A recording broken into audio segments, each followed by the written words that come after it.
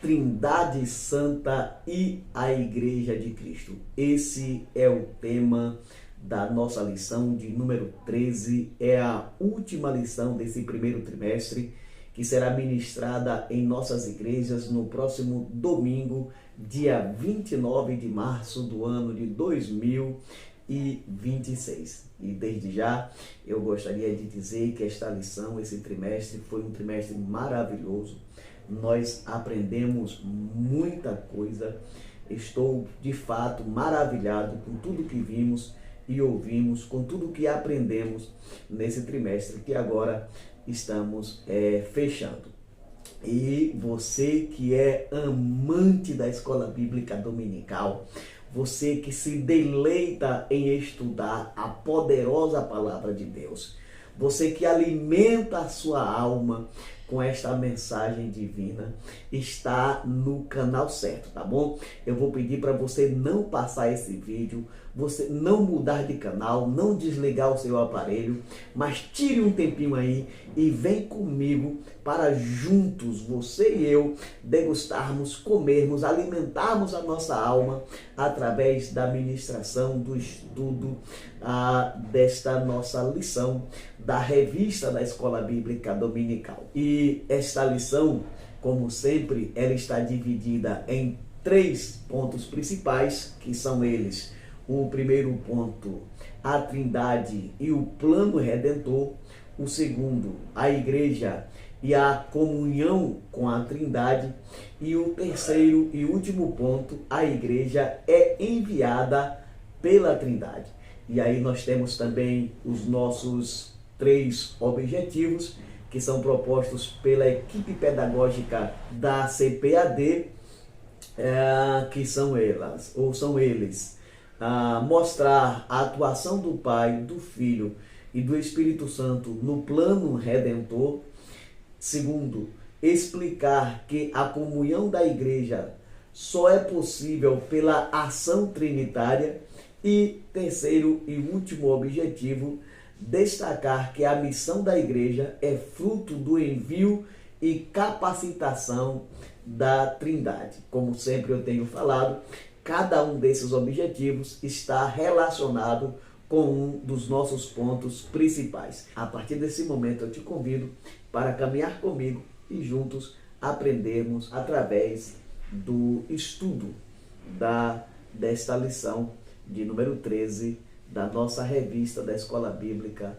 Dominical. Então, aqui na nossa introdução, primeiramente é tratado sobre a união da Trindade na sua relação com a coisa criada, que aí vai desde a criação até a consumação de todas as coisas. E dentro desse contexto, nas entrelinhas, vai se tratar também da criação do homem, a sua redenção, sua santificação e a criação da igreja. No caso da igreja, veremos que ela está firmada na pessoa de nosso Senhor e Salvador Jesus Cristo, e os seus fundamentos estão numa estreita relação de comunhão com a Santíssima Trindade. A sua criação se deu em algum ponto da eternidade. Nós não somos capazes de dizer exatamente em que ponto da eternidade a igreja é criada, mas podemos afirmar que ela foi criada, ela foi planejada antes da fundação do mundo.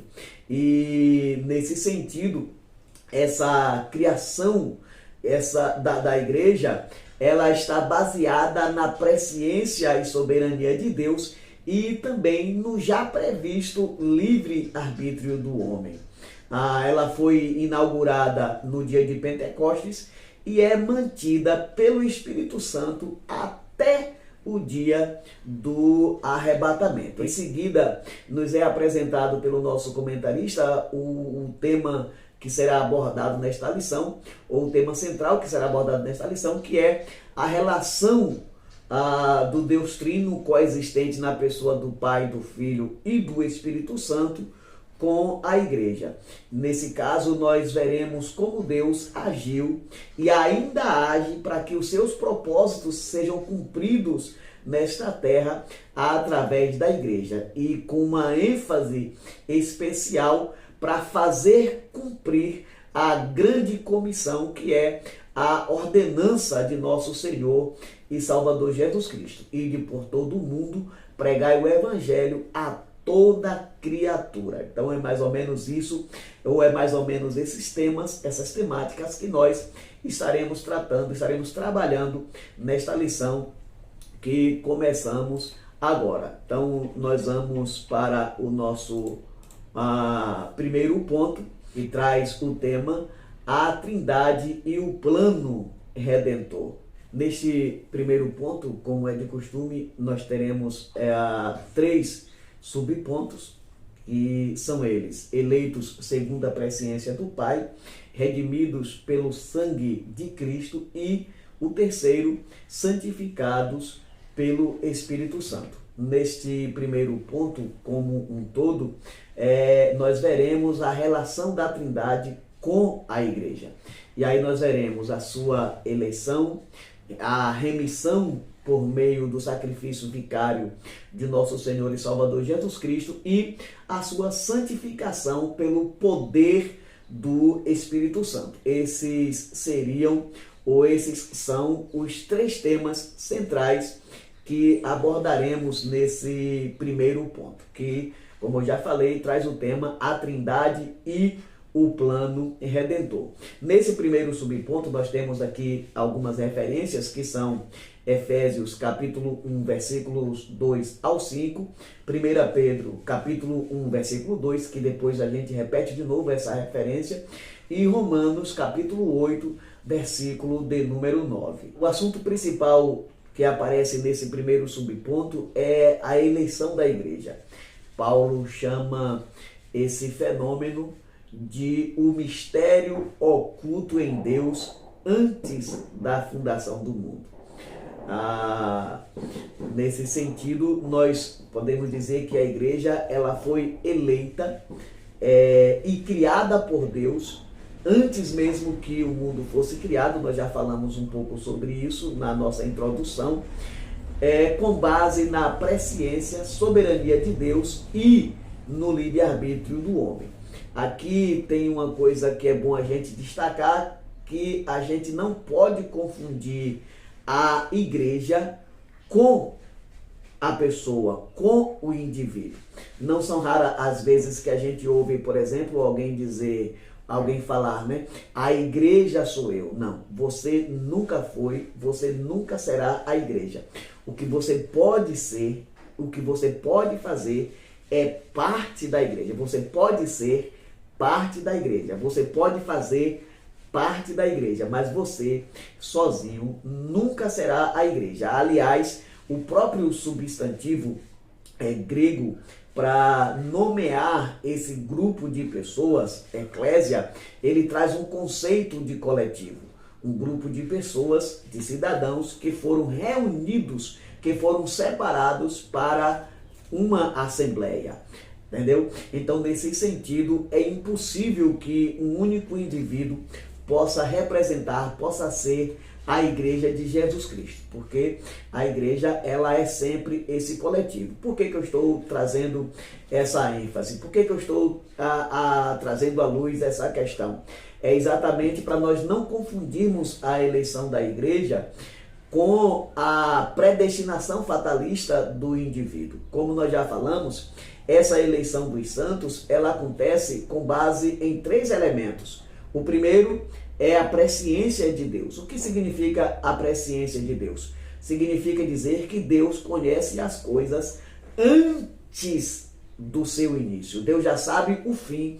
Deus conhece o fim antes do início. Então, quando nem em um ponto da eternidade, bem lá atrás que a nossa mente não consegue alcançar, quando Deus pensou em criar o universo, pensou em criar a Terra, e aí ele começa a planejar, antes de qualquer coisa, antes de tudo, ele, no caso, já sabia exatamente quem seriam as pessoas que ouviriam a voz do Espírito e responderiam positivamente ao chamado do Evangelho, ao chamado da salvação. E aí entra o segundo elemento, que é a soberania divina. Então, com base nessa resposta do próprio indivíduo, no caso, Deus soberanamente elege os santos que comporiam ou que compõem a Igreja de Jesus Cristo. Porém, contudo, todavia, sem excluir o livre-arbítrio do homem. Aqui, essa questão é importantíssima. Por quê? Porque, nesse sentido, o homem, nós já falamos sobre isso em um determinado momento, o homem, ele é totalmente, cabalmente, plenamente responsável pelas suas escolhas, pelas suas decisões. Então, o homem, ele pode responder positivamente ao chamado de Deus para a salvação, ou ele pode responder negativamente, livremente, segundo a sua própria vontade. E aí, na presciência divina, Deus já sabia aqueles, ou quem seriam, ou quem serão ainda, aqueles, né, que ainda nem nasceu, mas que já responderão a esse chamado.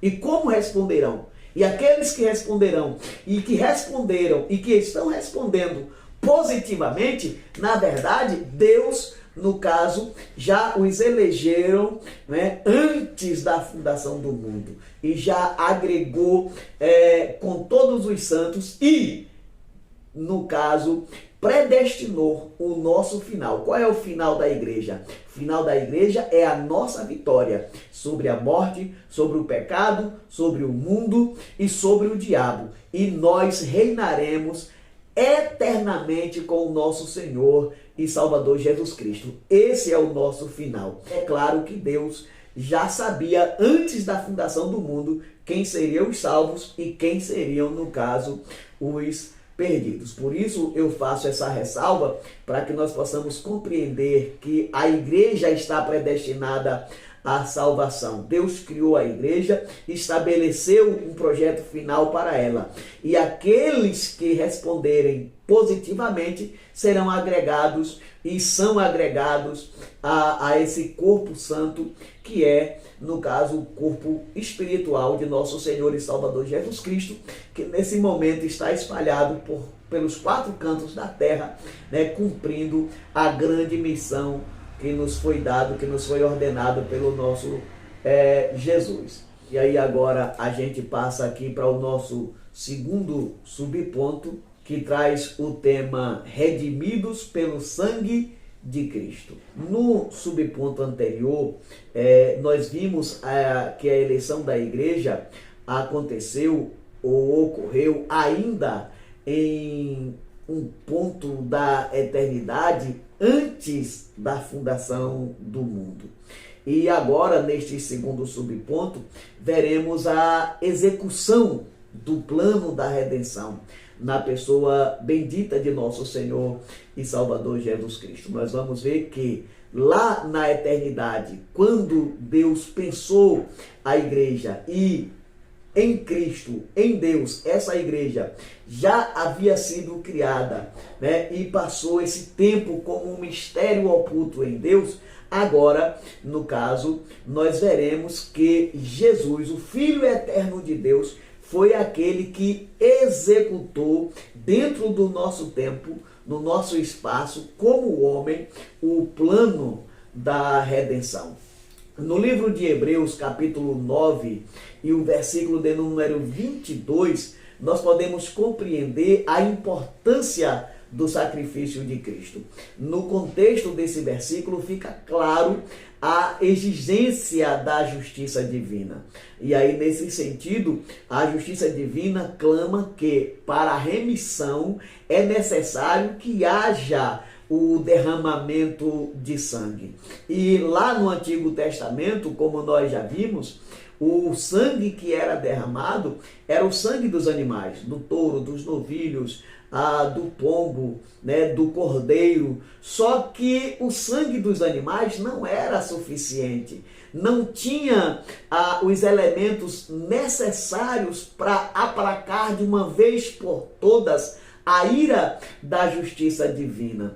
E aí é nesse sentido, é dentro desse contexto, no caso, que no tempo de Deus, no Kairos, no tempo da ação divina, no caso, Cristo veio e cumpriu essa exigência da lei, no caso, né, a exigência dessa lei divina, e pagou por todos nós, de uma vez por todas, o preço da nossa redenção. E agora nós temos uma nova aliança que foi selada com o próprio sangue de Cristo, que foi derramado uma única vez, como nós já vimos num comentário anterior. Foi derramado uma única vez por todos os homens. E aqui eu quero abrir um parêntese para trazer uma ressalva nesse todos os homens. É verdade, Cristo morreu por todos, mas a remissão dos pecados, ela não será para todos, ela será apenas para muitos. Por que, pastor, a remissão dos pecados não é para todos, uma vez que Cristo morreu por todos? Como nós já falamos no subponto anterior, a remissão dos pecados depende da escolha do indivíduo. A remissão dos pecados depende de que o próprio homem, a própria pessoa decida, né, livremente por crer no nome de nosso Senhor e Salvador Jesus Cristo. E aí, por meio dele, receber o perdão dos pecados e a sua redenção.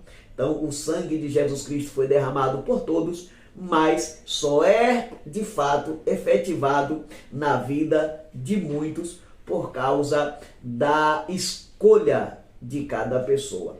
E aí nós temos assim uma aliança aonde os povos de todas as tribos, línguas, raças e nações podem ser congregados e reunidos em um único corpo espiritual, que é, no caso, a igreja de nosso Senhor Jesus Cristo, que foi comprada pelo sangue do Cordeiro, né? Como disse João, quando Jesus foi ser batizado, né, o João Batista, ele disse: eis aí o Cordeiro de Deus que tira o pecado do mundo. E aí me lembro também do texto que nós encontramos no livro do Apocalipse, capítulo 5, versículo de número 9, que diz: porque foste morto, e com teu sangue precioso comprastes para Deus homens de toda tribo, língua, raça e nações. Ou seja, nós temos então agora no Novo Testamento uma nova aliança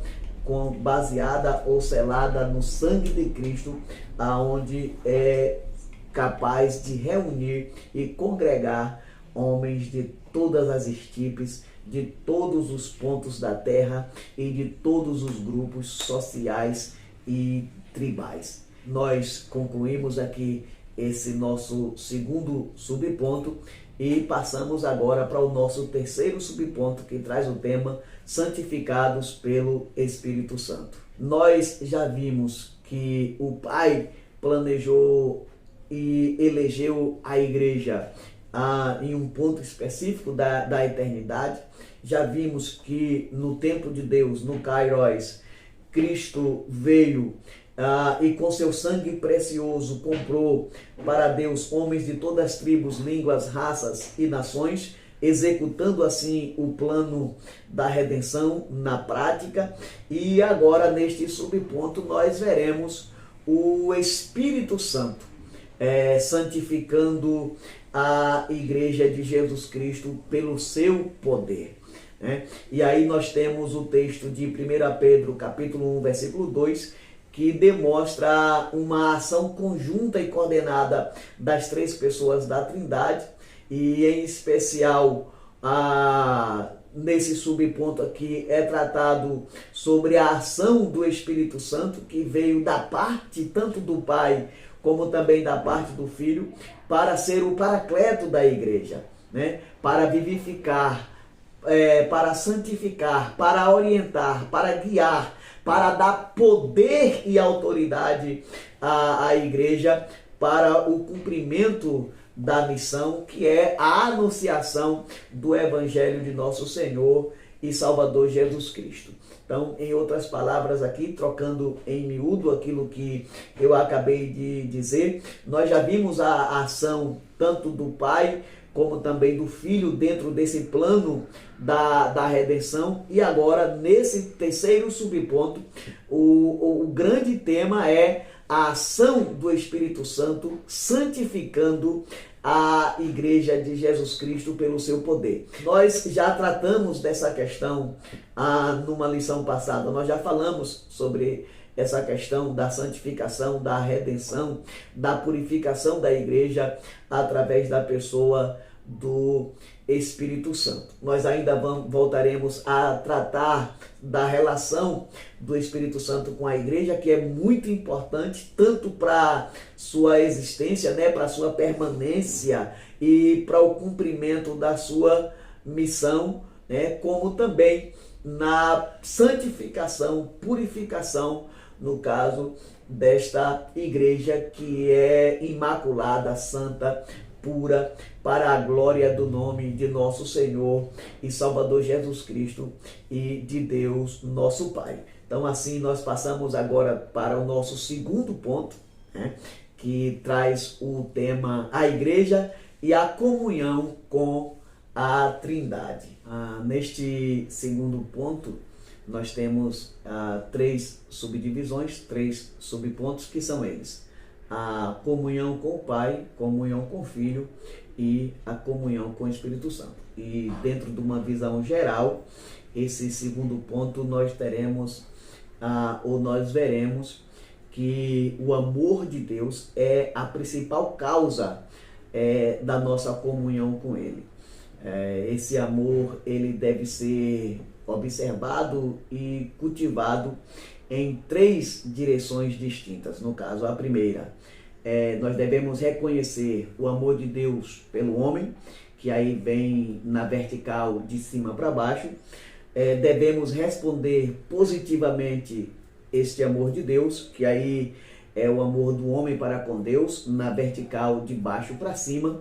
E uma terceira direção, que é na direção horizontal. Quem ama a Deus também cultiva o amor ao próximo. Ou seja, nesse sentido, nós estamos falando que quem recebe o amor de Deus, quem ama a Deus, também ama o seu próximo. Em relação à pessoa de Jesus Cristo, nós vamos observar, nós vamos ver no comentário desta lição, que ele é o caminho, ele é a ponte que dá acesso ao homem para Deus. O homem só vai conseguir chegar até Deus, o homem só pode acessar Deus, o Pai, por meio da pessoa de nosso Senhor e Salvador Jesus Cristo.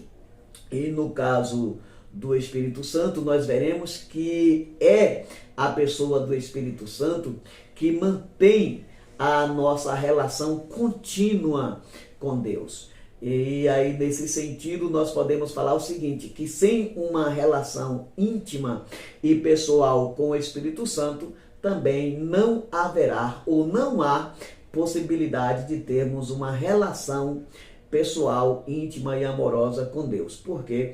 Porque é o Espírito Santo que mantém essa nossa ligação, é o Espírito Santo quem mantém essa nossa relação de intimidade com Deus. E aí, neste segundo subponto, o tema central é o amor. Aí nós temos o amor de Deus, o amor a Deus e o amor ao próximo. Então, todo o comentário desse segundo subponto, ou desse primeiro subponto do segundo ponto, vai orbitar em torno do tema do amor. Nesse sentido, primeiro, o comentarista ressalta que é o amor de Deus o principal responsável por nossa relação com Ele. Sem o amor de Deus, seria impossível que o homem tivesse alguma proximidade com Ele. Como nós já falamos no comentário passado que fizemos da outra lição, é válido a gente ressaltar nesse ponto que Deus não tem absolutamente nada a ganhar na sua relação com o homem. Nada que o homem possa fazer, nada que o homem possa oferecer a Deus vai mudar a essência de Deus ou a sua natureza. Ele não vai ficar mais velho nem mais novo, não fica mais poderoso nem menos poderoso. Ele não como é que eu posso dizer, não vai prolongar o seu tempo e nem vai diminuir, porque Deus, ele é o que é, sua essência não muda, a sua natureza não muda, e nada que nós possamos fazer, nada que nós podemos fazer vai afetar a pessoa de Deus de um modo que ele venha em alguma medida necessitar do homem. Então nesse sentido, nós podemos dizer que se nós temos uma porta aberta para se relacionar com Deus, é porque ele quis abrir essa porta.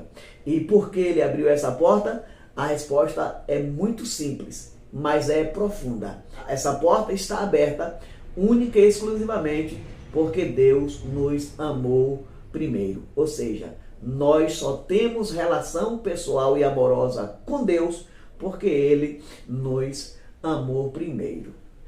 Em seguida, o nosso comentarista nos exorta a cultivar esse amor. E aí, como nós já falamos, esse amor ele deve ser cultivado em 3 direções. Primeiro, na vertical, de cima para baixo, quando a gente reconhece o amor de Deus por nós. Segundo, na vertical, de baixo para cima, quando nós respondemos positivamente a este amor e também amamos a Deus. E terceiro, na nossa horizontal, que é o nosso amor ao próximo. E aí, nesse sentido, nós temos 2 verdades para ressaltar, ou 2 verdades nos salta aos olhos nesse comentário aqui. A primeira é que quem ama a Deus também ama o seu irmão. João, na sua epístola, ele diz que como que nós podemos dizer que amamos a Deus que não vemos, se nós não amamos aos nossos irmãos a quem nós vemos. Em outras palavras, João está dizendo que é impossível mantermos um relacionamento amoroso com Deus nessa direção vertical se nós não tivermos um relacionamento amoroso com o nosso próximo na direção horizontal. Em outras palavras, para amar a Deus, ou quem ama a Deus, necessariamente também ama ao seu irmão. A segunda verdade que precisamos ressaltar nesse ponto é que quem ama a Deus guarda os seus mandamentos. Isso aqui é imprescindível, porque é imprescindível a gente falar, a gente trazer essa verdade nesse comentário. Porque o amor a Deus ou o amor ao próximo não pode ser uma coisa só de boca, não pode ser só de falar. Falar que ama a Deus, todo mundo fala. O problema nesse sentido é que quem ama de fato, quem verdadeiramente ama a Deus, guarda os seus mandamentos, guarda a sua palavra, tem prazer em seguir as suas orientações. E aí, nesse sentido, no caso, rejeita o mundo com as suas concupiscências, abandona a vida de pecado, crucifica o velho homem na cruz com Cristo, e no caso passa a ter uma vida vivida em novidade de vida. E aí eu me lembro e cito mais uma vez, eu já citei 1 João 2,15 em um outro comentário que fiz, e agora eu cito de novo, que não ameis o mundo nem o que no mundo há. Se alguém amar o mundo, o amor do Pai não está nele. Então, quando nós cultivamos o amor, ou quando o amor divino é cultivado em nós, nós temos plena comunhão com Deus e nada pode nos atingir de modo que venhamos nos afastar de Cristo, muito pelo contrário, nada pode nos tirar desse amor, e nele, no caso, nós cultivamos a vida eterna e a nossa perseverança pela esperança da salvação, pela esperança da vida eterna que temos em Cristo Jesus, nosso Senhor. E assim nós vamos para agora o nosso segundo subponto, que traz o tema a comunhão com o Filho. o tema fulcral desse subponto é a nossa necessidade de comunhão com Cristo. Não há nenhuma possibilidade de termos comunhão com o Pai, de nos aproximarmos do Pai, sem que primeiro desenvolvamos uma comunhão pessoal e íntima com o nosso Senhor Jesus Cristo. O apóstolo João, nesse sentido, ele foi claro, ele foi contundente quando ele declara dizendo que aquele que tem o Filho tem a vida, e aquele que não tem o Filho de Deus não tem a vida. E aqui eu me lembro do profeta Isaías, quando ele diz: eis que as mãos do Senhor não estão encolhidas para que não possa salvar, nem os seus ouvidos estão agravados para que não possa ouvir. Mas a vossa iniquidade ou os vossos pecados fazem a divisão entre vós e o vosso Deus. Os vossos pecados encobrem o seu rosto de vós, para que ele não vos ouça. E o que nós entendemos com isso? O que nós estamos querendo dizer? Nós estamos falando que é preciso reconhecer que o pecado é um mal, traz em si uma malignidade terrível que causa um abismo, uma ruptura entre Deus e o homem.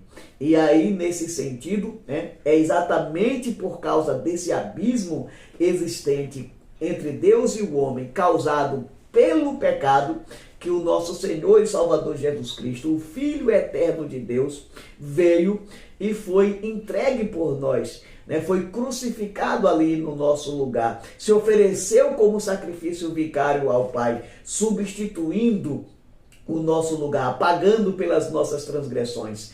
E aí, nesse sentido, nós podemos dizer que é com esse sacrifício, na execução prática desse plano da redenção, que Jesus abre um caminho para que o homem possa se achegar a Deus. Que Jesus constrói uma ponte sobre esse abismo, ligando o homem de volta a Deus. E aí, nós temos aqui a referência do Evangelho de João, capítulo de número 14, o versículo 6, quando Jesus disse: eu sou o caminho, a verdade e a vida. Ninguém vem ao Pai se não for por mim. Em outras palavras, é impossível chegar a Deus sem que primeiro se achegue ou tenha um contato, tenha uma relação íntima e amorosa com o Filho, Foi por isso, ou é por isso que nós já citamos aqui, no caso João, diz que quem tem o Filho tem a vida, e aquele que não tem o Filho, me perdoe a minha expressão aqui, mas está quebrado, porque não tem a vida eterna, porque essa vida, esse contato, essa ligação, essa comunhão com o Pai, só pode acontecer através da pessoa de nosso Senhor e Salvador Jesus Cristo. Esse é o caminho, andai nele. E assim nós vamos passar agora para o nosso terceiro subponto deste segundo ponto, que traz o tema a comunhão com o Espírito. Nós temos no Evangelho de Mateus, capítulo 12, nos versículos 31 e 32, uma fala de Jesus Cristo que é muito importante no tocante à nossa relação com o Espírito Santo. Jesus declara dizendo que é possível o perdão de uma blasfêmia contra o Pai e contra o Filho, mas uma blasfêmia contra o Espírito Santo não tem perdão. E aí, a partir desse texto do Evangelho de Mateus, nós podemos compreender a importância da comunhão com o Espírito Santo. Por quê? Porque é Ele quem convence, é Ele quem regenera, é Ele quem santifica, é Ele quem guia, é Ele quem reveste de poder, é Ele quem advoga, é Ele quem clama por nós e é Ele quem, no fim de tudo, nos levará para os céus ou levará a igreja ao encontro do nosso Cristo no dia do arrebatamento. Em outras palavras, não é possível a gente ter comunhão com o Espírito Santo, uma vez que ele é esse agente que trabalha e que promove, que produz todas essas ações, todos esses fenômenos na nossa vida espiritual. E aí é muito por isso que nós vamos ter a advertência de Judas, o meu irmão de Jesus. Judas nos adverte a mantermos uma vida de oração no Espírito. E aí bem ressaltou o nosso comentarista que essa oração não é só de palavras, não é só uma coisa da boca para fora, mas é uma vida de intimidade, é uma vida de uma profunda comunhão com o Espírito Santo. O crente deve cultivar essa comunhão com o Espírito Santo. Por quê? Porque a negação dessa verdade é menosprezar a ação do Espírito de Deus, né? E isso significa, no caso, uma vez que alguém menospreza a ação, o trabalho do Espírito Santo, significa dizer que essa pessoa fechou a porta, trancou o coração, jogou a chave fora e descartou completamente qualquer possibilidade de abrir um diálogo, de abrir um vínculo, de criar uma relação de comunhão e de amor, no caso, com Deus. E aí, o nosso comentarista, ele afirma que não é possível uma vida espiritual genuína sem uma ação constante do Espírito Santo.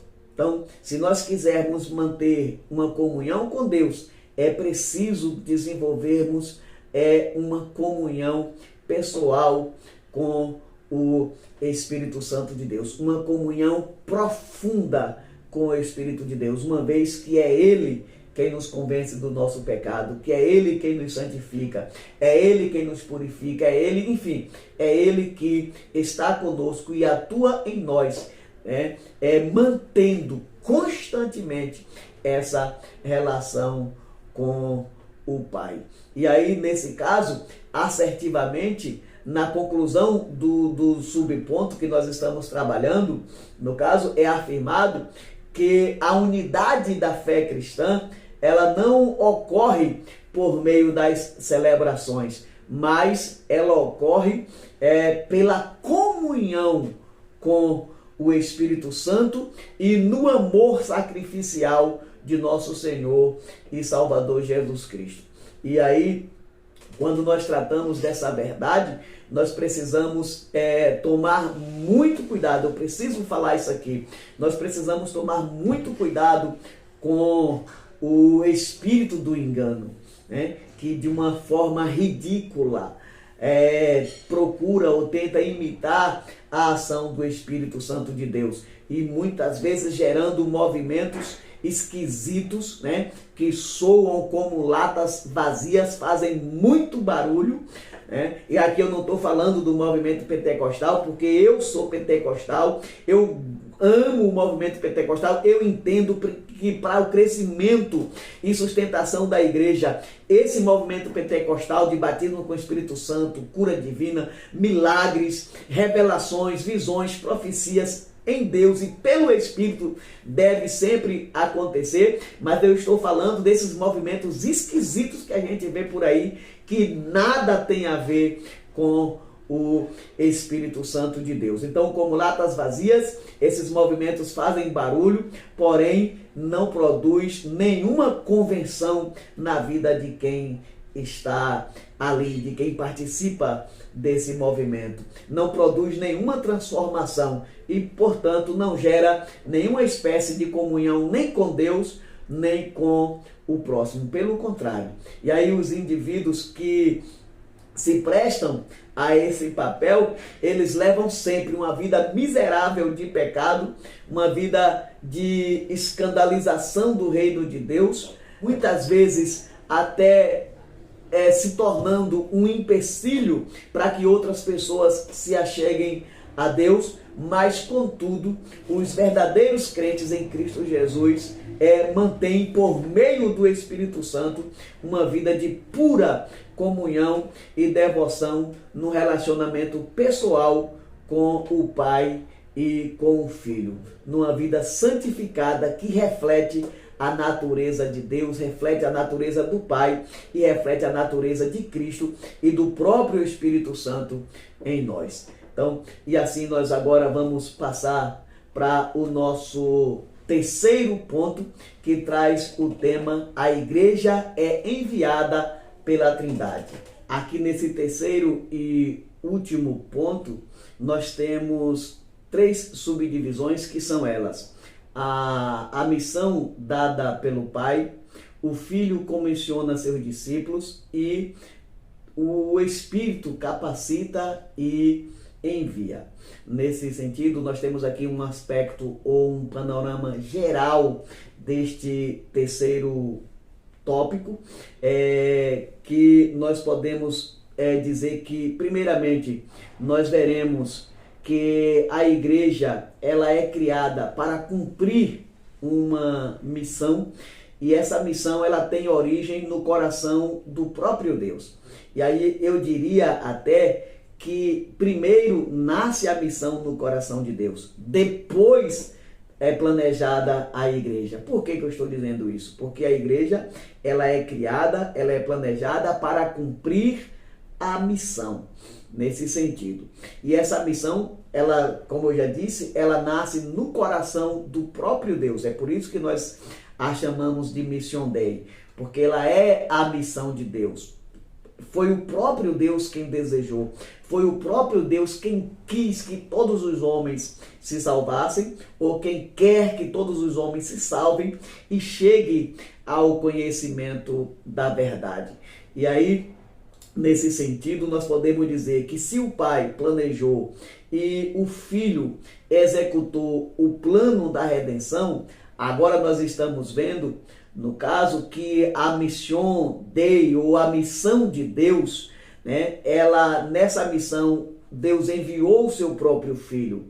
E o seu Filho que veio e cumpriu cabalmente a sua missão com excelência, abrindo-nos uma porta, um caminho para nos relacionarmos com Deus. Agora nós vamos ver que também o Filho envia os seus discípulos. O Filho comissiona os seus discípulos, envia a igreja para dar continuidade à sua missão.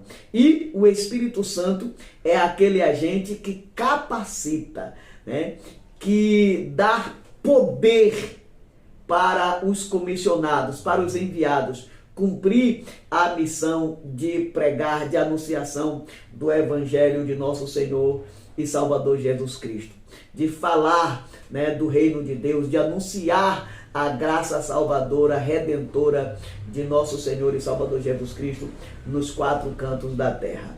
E nesse subponto em questão, que estamos trabalhando agora, o tema central é a missão que o Pai deu à igreja. E para que nós possamos entender a dinâmica dessa missão, nós precisamos começar pelo começo. Do que eu estou falando? Porque o que é começar do começo?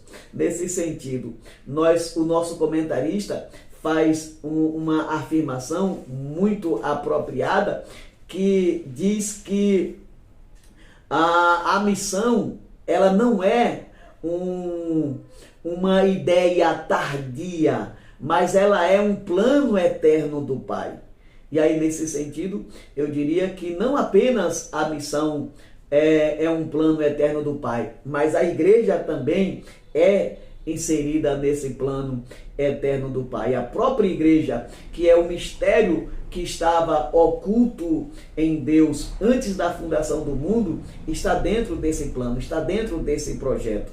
Paulo fala para a igreja de Éfeso que antes da fundação do mundo, Deus planejou, escolheu, criou a igreja para a missão da pregação do Evangelho de nosso Senhor e Salvador Jesus Cristo. Então, aqui é o começo, no caso, dessa missão. Aqui é o começo da Mission Dei.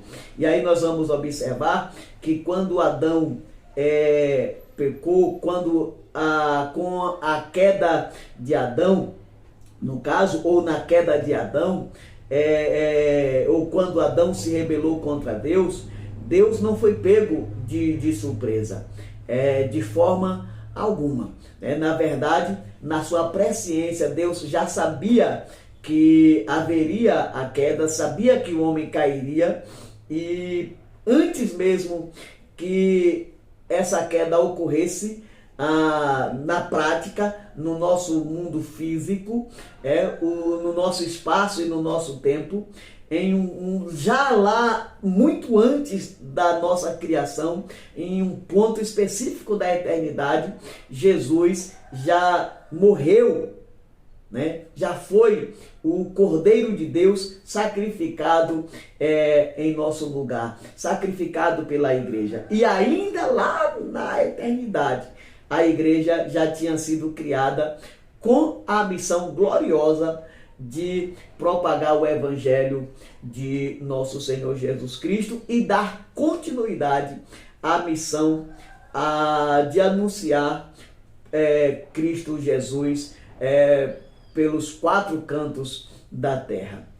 E aí, por isso, nós podemos dizer que nada nessa ação redentora foi de improviso, nada foi criado como uma reação a um fenômeno, a um evento que porventura pegou Deus de surpresa. Muito pelo contrário, tudo já havia sido previamente estabelecido pelo Pai, que antes mesmo de criar o homem, já o amor de tal maneira que foi capaz de entregar o seu próprio filho, seu filho unigênito, seu filho monogênese, para morrer em nosso lugar e assim, no filho, ou através do filho, edificar a igreja para a missão da pregação do evangelho.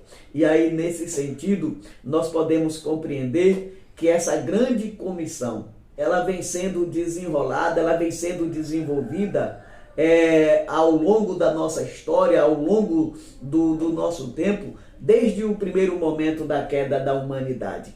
Já ali no livro do Gênesis, capítulo 3, versículo 15, nós temos ali o que nós chamamos de proto-evangelho. Já subsequente à queda ali, aconteceu a queda, Deus já matou o cordeiro, já vestiu a Adão como um símbolo de Cristo que seria crucificado por nós e já trouxe a primeira mensagem da redenção. E depois disso a gente tem Noé com a arca, que é uma figura da pessoa de Cristo. E aí nós temos o proto-evangelho também pregado para Abraão, aonde Deus diz a Abraão que todas as famílias da terra seriam benditas através dele, ou seja, através das promessas que Deus fez a Abraão, haveria, no caso, uma redenção que alcançariam todas as famílias da terra. E aí, como nós já falamos anteriormente, ela veio para alcançar todas as famílias da terra, mas só alcança aqueles que querem, só alcança aqueles que querem receber. Mas, enfim, e isso vai acontecer em todo o Antigo Testamento, né? E aí, já no Novo Testamento, por meio da igreja, firmada em Cristo Jesus, inaugurada no dia de Pentecostes por Cristo, Deus dá uma nova dinâmica à anunciação da sua graça. Por que eu estou falando aqui numa nova dinâmica? Porque quando nós olhamos para o Antigo Testamento, lá nós temos uma coisa que eu chamo de força centrípeta. O que seria essa força centrípeta na anunciação da graça de Deus? Deus cria o povo de Israel e faz de Israel um centro, uma luz, um centro de gravidade, aonde todas as nações olhariam ou olhavam para Israel.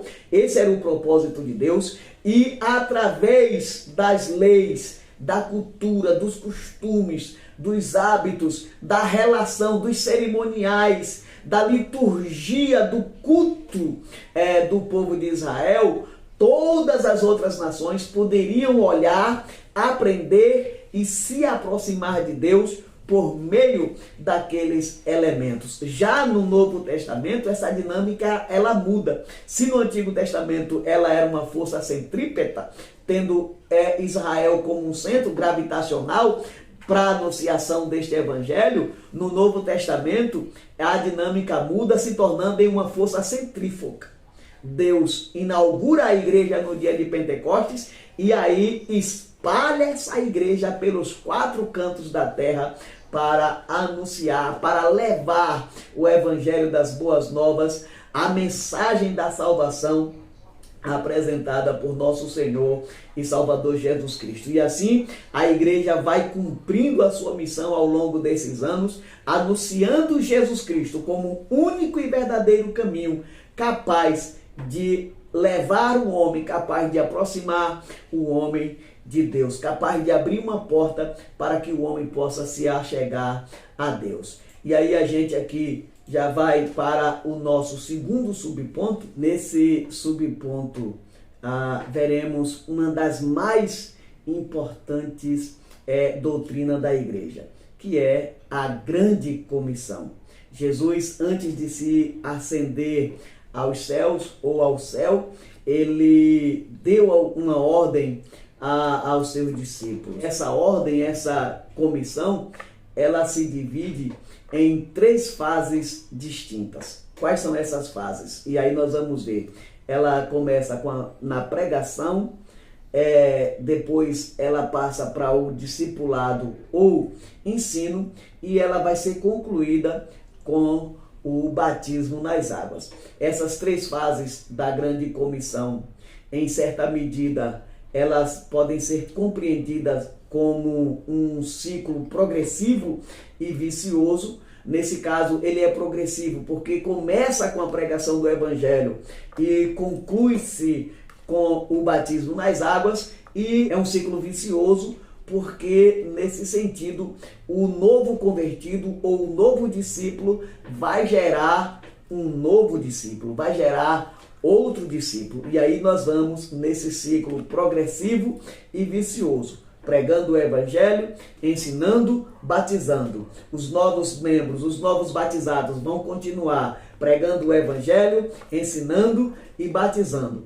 E assim até chegar o grande e glorioso dia da nossa redenção, que é o dia que nós vamos deixar essa terra e morar nos céus com o nosso Senhor e Salvador Jesus Cristo. Um outro aspecto importante tratado nesse subponto é a autoridade que valida o batismo nas águas. E aí, nesse sentido, temos a fórmula batismal que encontramos ali no Evangelho de Mateus, que é em nome do Pai, do Filho e do Espírito Santo. Mas a pergunta é, quem mandou batizar? De quem vem a ordem para batizar? E aí, para nós, para a igreja de Jesus Cristo, lembrando que o batismo de Jesus não é o batismo de João, né? Aí, para nós, quem deu a ordem, quem mandou batizar foi Jesus. E por isso, o batismo, ele é realizado na autoridade do nome de Jesus, né? É ele quem garante, nesse sentido, a eficácia do batismo como parte do processo de conversão do homem, como parte do processo de redenção do indivíduo, num ato de confissão pública de fé, no nome e na pessoa de nosso Senhor e Salvador Jesus Cristo, e também como um símbolo do nosso arrependimento. E agora nós vamos para o nosso terceiro e último subponto, do terceiro ponto e também da lição como um todo, que traz o tema: o Espírito capacita e envia. E eu rogarei ao Pai, e Ele vos dará outro Consolador, para que fique convosco para sempre. Essas foram palavras do nosso Senhor e Salvador Jesus Cristo. Nós sabemos que Jesus executou o plano da redenção. Ele foi o grande responsável pelo sacrifício que nos redimiu das nossas transgressões. Mas, contudo, ele não ficaria entre nós. Ele sabia que ele viria e morreria, seria crucificado, mas depois se ascenderia aos céus, como de fato aconteceu. E aí, já sabendo disso, no caso, que a missão de guiar, de fortalecer, de revestir a igreja de poder e de governar a igreja, não lhe caberia, não seria uma função sua, mas do Espírito Santo, né? É que Jesus faz a promessa aos discípulos que nós acabamos de citar no início aqui do nosso comentário. E nesse sentido nós podemos dizer que só com o auxílio do Espírito é que a igreja se capacita para cumprir sua missão. A missão de pregar o evangelho no mundo de trevas dominado pelo maligno. E aí a gente sabe, a gente entende que a missão de pregar o evangelho neste mundo que a Bíblia diz que jaz no maligno, não é uma tarefa fácil. Jesus disse em suas palavras: eis que vos envio como ovelhas no meio de lobos. Mas não é só a questão dos lobos. Nós temos aqui a ação do maligno. Nós temos aqui a nossa própria natureza caída. Nós temos aqui o comportamento, a cultura mundana. Que tudo isso são barreiras, são empecilhos para o avanço do reino de Deus aqui na terra. E Jesus sabia que teríamos essas dificuldades. Jesus sabia que nós enfrentaríamos esses problemas. E aí é por isso que ele diz: ficai, porém, em Jerusalém, até que do alto sejais revestidos de poder. Mas recebereis poder ao descer sobre vós o Espírito Santo. E ser-me-eis testemunhas, tanto em Jerusalém, como na Judéia e Samaria, e até aos confins da terra. E aí, seguindo aqui o comentarista da nossa lição, eu digo que qualquer igreja que queira crescer, e cumprir, no caso, com excelência a sua missão, ela não pode abrir mão da presença do Espírito Santo. Uma igreja sem o poder do Espírito Santo, sem a ação do Espírito Santo, não passa de um ajuntamento de pessoas qualquer, um ajuntamento qualquer de pessoas. Pois é o Espírito quem faz a igreja ser igreja, quem cria a identidade da igreja, quem proporciona à igreja a possibilidade e a capacidade para cumprir a sua missão, é o Espírito Santo. É ele, no caso, que nos ajuda a executar a nossa parte nessa missão. E aqui, durante todo esse trimestre, nós abordamos a doutrina da Trindade e nós vimos a funcionalidade de cada uma das pessoas da Trindade. Mas aqui, no finalzinho dessa lição, nós estamos vendo aqui a função da igreja. Porque a igreja não é um agente passivo, assim como o homem não é um agente passivo diante da possibilidade de resposta, como já falei, negativa ou positiva, a mensagem do Evangelho da salvação por meio de Cristo Jesus. A igreja, dentro desse processo, dentro desse plano, ela também não é um agente passivo. Pelo contrário, ela é um agente ativo, que também tem uma função, também tem uma missão. Qual é a função, qual é a missão da igreja? Proclamar o Evangelho de nosso Senhor e Salvador Jesus Cristo nos quatro cantos da terra, anunciar a missão de Deus, né, para redimir os homens dos seus pecados e assim conseguir alcançar as almas, aquelas pessoas que lá na eternidade, na sua presciência, Deus já viu, já sabia que aceitaria, que se converteria a Cristo. E na sua soberania, baseado na escolha livre dessas pessoas, ele estabeleceu, elegeu e estabeleceu a igreja e nos predestinou como filhos amados para a salvação eterna. E esse é o comentário da nossa lição de número 13, que foi a última lição, fechando aqui com chave de ouro esse trimestre. Eu sou o pastor Elias Xavier. Mais uma vez eu peço a você que me acompanhou durante todo esse nosso comentário, que curta esse vídeo, comente no nosso vídeo, fale o que você compreendeu de tudo aquilo que nós falamos neste comentário. E você que ainda não é inscrito no nosso canal, se inscreva no meu canal, vem comigo, vamos juntos formar essa corrente do bem pela propagação do Evangelho de nosso Senhor e Salvador Jesus Cristo. E assim nós vamos ficando por aqui. Eu espero você no próximo comentário da próxima lição do próximo trimestre. Um abraço e até lá.